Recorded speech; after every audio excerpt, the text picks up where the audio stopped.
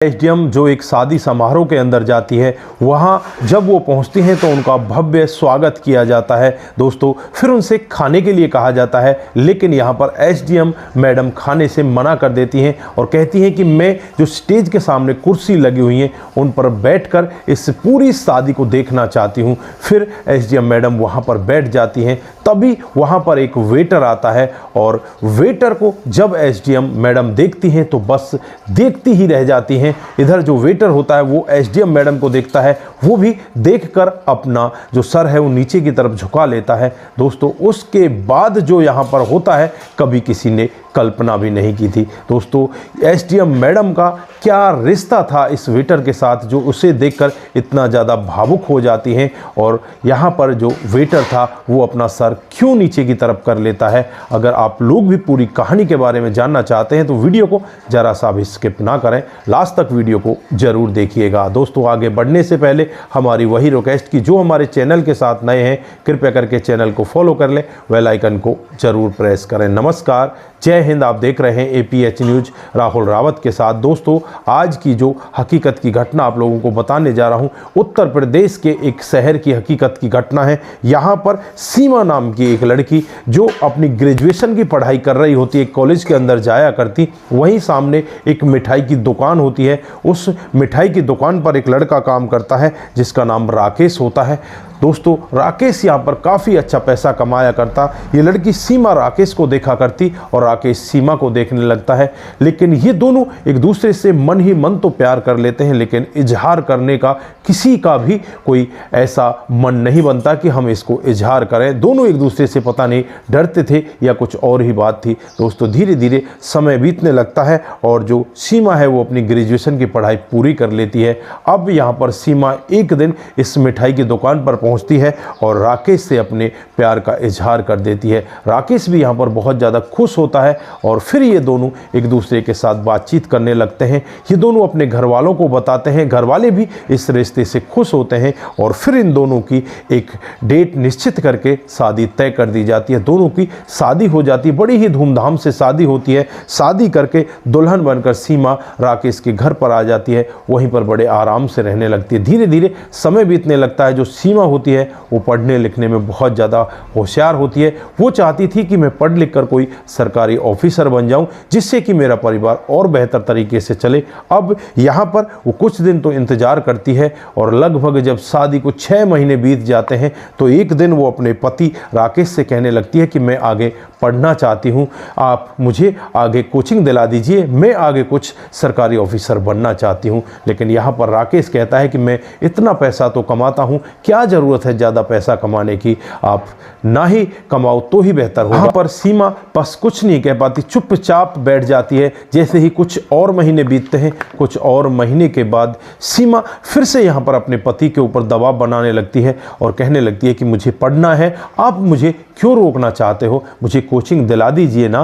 तो यहाँ पर पति भी मान जाता है और फिर उसकी कोचिंग स्टार्ट हो जाती है। धीरे धीरे करके वो कोचिंग करने लगती है और एक दिन का वाकया होता है जब यहाँ पर पति को लगने लगता है कि उसकी पत्नी अब पढ़ाई पर बहुत ज़्यादा ध्यान दे रही है, उसकी तरफ तो उसका ध्यान ही नहीं है। अपनी पत्नी के ऊपर गुस्सा करता है और गुस्से में एक तमाचा उसे जड़ देता है। उस तमाचे को देखकर यहाँ पर जो घर वाले होते हैं वो भी अपने बेटे राकेश से कहने लगते हैं कि बेटा, बहू के साथ ऐसा व्यवहार नहीं करना चाहिए, तुमने गलती की है, तुम इससे माफ़ी मांग लो। लेकिन यहाँ पर राकेश कहता है कि नहीं नहीं, मैंने जो किया है वो बिल्कुल सही किया है। उसके बाद जो सीमा होती है उसे भी बहुत बुरा लगता है। वो फिर अपने पिता को फ़ोन करती है। पिता को फ़ोन करके पिता घर पर आ जाते हैं। पिता भी अपनी बेटी को समझाने का यत्न करते हैं, लेकिन बेटी मानती ही नहीं और अपना सामान पैक करके पिता के साथ सीधे मायके चली जाती है। वहाँ पर कुछ दिन रहती है, यहाँ पर राकेश का इंतज़ार करती है, लेकिन राकेश यहाँ पर फ़ोन तक भी नहीं करता। सीमा को बहुत ज़्यादा गुस्सा आता है। गुस्से में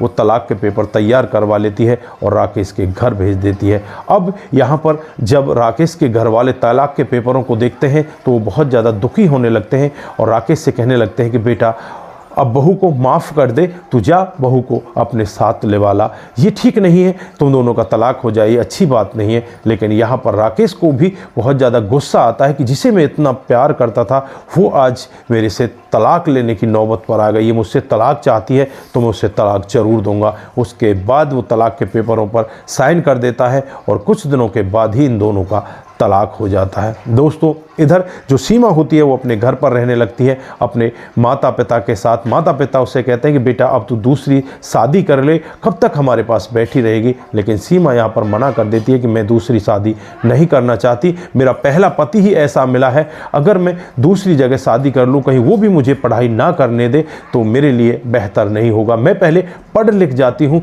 और पढ़ लिख कर कुछ ऑफिसर बन जाती हूँ, उसके बाद शादी के बारे में सोचूँ। राजी हो जाते हैं और सीमा यहाँ पर अपनी पढ़ाई स्टार्ट कर देती है। वो दिन दूनी रात चौगनी मेहनत करती है। दोस्तों, दिन को दिन देखती, ना रात को रात देखती। रात को करीब 2-2 बजे तक वो पढ़ाई करती और एक दिन उसकी पढ़ाई इस तरह से रंग लाती है, वो एसडीएम बन जाती है। दोस्तों, कुछ दिन के लिए तो उसकी ट्रेनिंग होती है। ट्रेनिंग के बाद जब वो अपनी ड्यूटी ज्वाइन करती है तो घर वाले भी बहुत ज़्यादा खुश होते हैं, अड़ोसी पड़ोसी भी खुश होते हैं कि हमारे मोहल्ले की लड़की एसडीएम बन चुकी है। दोस्तों, वो अपनी ड्यूटी ज्वाइन कर लेती है और फिर उसके बाद वो अपने कामकाज को आगे बढ़ाने लगती है। एक दिन का वाक़या होता है जब उसकी एक सहेली उसकी लड़की की शादी होती है, उसे निमंत्रण देती है कि तुम्हें मेरी बेटी की शादी में आना है। तो यहाँ पर एसडीएम साहिबा उसे मना नहीं कर पाती और अपनी जो सरकारी गाड़ी होती है उसे लेकर सीधे उसी शादी में पहुँच जाती हैं। और जब शादी समारोह में वो पहुंचती हैं तो उनका भव्य स्वागत किया जाता है और उनसे खाने के लिए आग्रह किया जाता है, लेकिन वो खाने से मना कर देती हैं और कहती हैं कि मैं आपकी पूरी शादी देखना चाहती हूँ। वो सामने की जो टेबल लगी होती हैं, कुर्सी वगैरह, उन पर बैठ जाती है और फिर वहाँ पर बैठकर वो शादी देखने लगती है। तभी वहाँ पर एक वेटर आता है और वेटर को जब ये महिला देखती हैं तो बस देखती ही रह जाती हैं। वेटर इनकी तरफ देखता है, देखकर अपनी निगाह नीचे की तरफ कर लेता है। दोस्तों, वो वेटर कोई और नहीं होता, इसका तलाकशुदा पति राकेश होता है। राकेश की ऐसी हालत को देखकर हजारों सवाल इसके मन में घूमने लगते हैं कि पता नहीं राकेश के साथ हुआ क्या है। इसका तो घर परिवार बड़े अच्छे से चल रहा था, ये तो अच्छा दुकानदार था, पता नहीं इसके साथ में हुआ क्या है। अब इससे बात करनी चाहिए। इस सब के लिए एक व्यक्ति को उस वेटर के पास भेजती हैं और उससे कहती हैं कि एसडीएम साहिबा तुम्हें बुला रही हैं। दोस्तों, वो वेटर उनके पास जाता है और वेटर जब उनके पास जाता है तो उसकी आंखें भर आती हैं, अपने आप को वो काबू करता है। इधर जो एसडीएम साहिबा होती हैं उनकी भी आंखें भर आती हैं, क्योंकि ये दोनों एक दूसरे से बहुत ज़्यादा प्यार किया करते थे। लेकिन एक गलत जो बात इनके जीवन में हो जाती है उसकी वजह से ये दोनों अलग हो जाते हैं, क्योंकि यहाँ पर पति को लग रहा था कि ये पढ़ाई करके तेरे से अलग होती जा रही है तो उससे दूर हो जाएगी, और पत्नी यहाँ पर चाहती थी कि पढ़ लिख कर वो बड़ा ऑफिसर बन जाए। दोस्तों, फिर यहाँ पर जो महिला एसडीएम होती हैं उससे ये लड़का जिसका नाम राकेश होता है कहने लगता है कि मैडम बोलिए आपने मुझे क्यों बुलाया है। तो यहाँ पर वो कहने लगती हैं कि राकेश, मैं तुम्हारे जीवन के बारे में जानना चाहती हूँ कि तुम्हारे साथ हुआ क्या है। तुम तो काफ़ी अच्छे बिजनेस वाले हुआ करते थे, आज तुम्हारे साथ में हुआ क्या है। तो राकेश यहाँ पर कहने लगता है कि मैडम बहुत लंबी कहानी है, थोड़ा टाइम लगेगा। तो यहाँ पर मैडम कहती हैं कि मेरे पास टाइम की कोई कमी नहीं है, आज मैं तुम्हारे साथ बैठकर पूरी कहानी सुनना चाहती हूँ। दोस्तों, फिर ये दोनों शादी से थोड़ी अलग हटकर एक पार्क में जाकर बैठ जाते हैं और वहाँ पर राकेश पूरा वाक़या बताने लगता है। राकेश कहता है कि जब मेरा और तुम्हारा तलाक हो जाता है, तलाक के बाद मैं टूट सा ही जाता हूँ और मुझे लगता है कि अब मैं करूं तो क्या करूं, मैं किसके लिए कमाऊं। फिर मैं वहां पर अपनी दुकान पर एक व्यक्ति को रख देता हूं और वो व्यक्ति दुकान पर सामान में मिलावट करने लगता है और मिलावट की वजह से एक दिन वहां पर फूड इंस्पेक्टर छापा मारते हैं और छापे में हमारी दुकान पकड़ी जाती है और फिर वहाँ पर हमारी दुकान पर ताला लगा दिया जाता है। दोस्तों, उसके बाद राकेश बताता है कि उसकी हालत ऐसी हो जाती है, ना तो उसका घर में मन लगता ना बाहर मन लगता, वो शराब पीने लगता है और शराब के नशे में तरह से पागल रहता है। पूरे दिन भर वो इसी तरह से पागल रहा करता है। धीरे धीरे करके उसकी प्रॉपर्टी ज़मीन जायदाद बिकने लगती है और वो रोड पर आ जाता है। अब वो फ़िलहाल इस तरह से हो चुका है, शराब तो फ़िलहाल उसने छोड़ दी है, लेकिन उसके पास कुछ भी धन दौलत नहीं है, वो बस रोड पर ही है और जो वो कमा कर ले जाता है उससे ही उसके माता पिता का गुजारा होता है। दोस्तों, एसडीएम साहिबा जब यहाँ पर अपने तलाकशुदा पति का ऐसा वाक़या देखती हैं, पूरी कहानी उनकी सुनती हैं, तो उनकी आंखों में भी आंसू आ जाते हैं और यहाँ पर एसडीएम साहिबा कहने लगती हैं कि राकेश, क्या तुम मुझसे दोबारा शादी करोगे।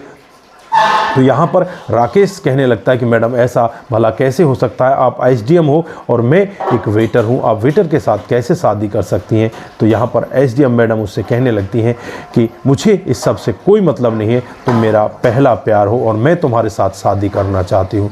दोस्तों दोनों एक दूसरे के गले मिल जाते हैं और उसके बाद दोनों ही अपने अपने घर वालों को बुलाते हैं और फिर मंदिर में जाकर दोनों की दोबारा से शादी कर दी जाती है। दोनों शादी करके फिर अपने घर पर पहुँच जाते हैं और उस दिन के बाद से ये दोनों अपना बहुत ही बेहतर जीवन आगे बढ़ाने लगते हैं। दोनों का जीवन बहुत अच्छे तरीके से कटने लगता है। तो दोस्तों ये थी आज की एक छोटी सी कहानी। आप लोगों को कैसी लगी? अगर आपको जरा सी भी प्रभावित करती है, जरा सी भी अच्छी लगती है तो दोस्तों के साथ ज़रूर शेयर करके जाएं। दोस्तों आज के लिए बस इतना ही, फिर मिलते हैं किसी नए मूड के साथ। तब तक के लिए आप अपना ख्याल रखें, परिवार का ख्याल रखें, सतर्क रहें, सावधान रहें, रिश्तों की अहमियत को ज़रूर समझें। नमस्कार, जय हिंद, जय भारत।